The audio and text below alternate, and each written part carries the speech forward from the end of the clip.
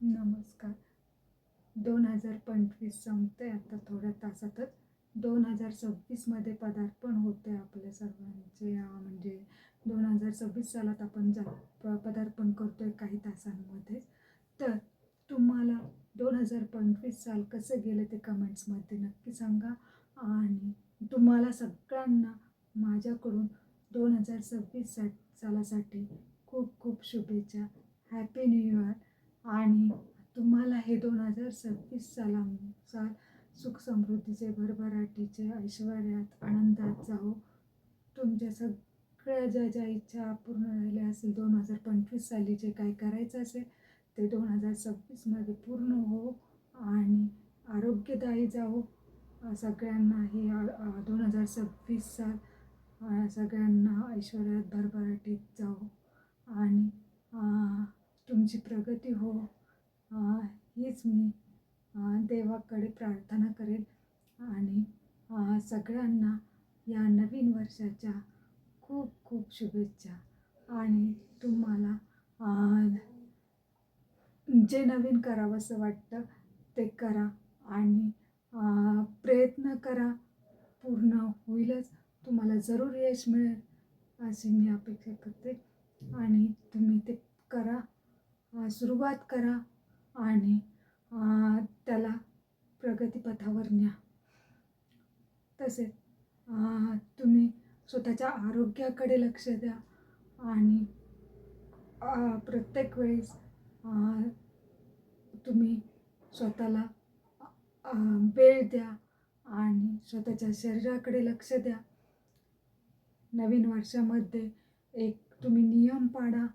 तुम्ही time table बनवा की जेणेकरून तुम्ही स्वतःला वेळ देऊ शकाल.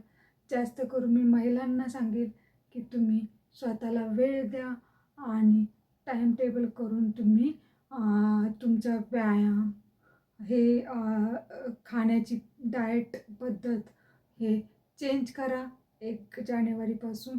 आणि तुमच्यात काहीतरी बदल घडवून आणा आणि ते नियम फॉलो करा वर्षभर. तुम्हाला जरूर त्याचा फायदाच होईल. आणि काहीतरी नवीन एक असा नियम बनवा की मला हे ह्या वर्षी करायचंच आहे. तर त्या पद्धतीने तुम्ही करा आणि चालू ठेवा. आणि तुम्हाला तुम्ही महिनाभर करा ते नियम तुमचा जो बदललेला आहे. तुम्हाला आपोआप सवय होईल की ते वर्षभर तुम्ही फॉलो करा. तर तुम्ही तुमच्यात अशा प्रकारे बदल घडू शकता. आणि तुमचे आरोग्य हे व्यवस्थित ठेवा. बाकी सगळं व्यवस्थित होईल. कारण तुमचे आरोग्य व्यवस्थित तर तुमची फॅमिली खुश.